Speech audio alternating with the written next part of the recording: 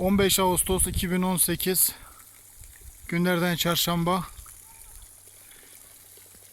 Yeni bir mekan, yeni bir keşif. Büyüleyen Şelalesi. Muhteşem bir manzara, görüntü. Çam ağaçlarının uğultusu ve rüzgarların sesi.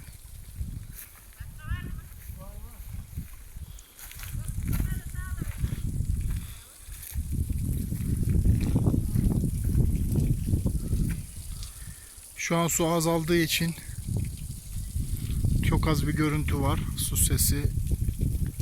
Gördüğünüz üzere su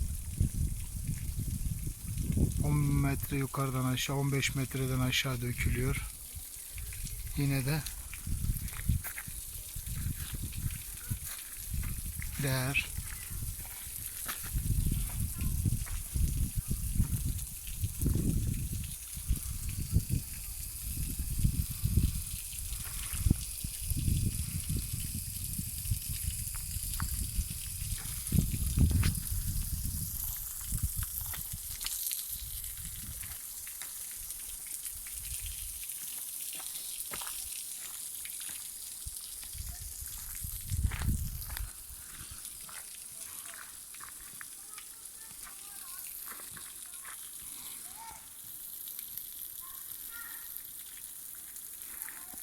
Görülmeye değer bir yer.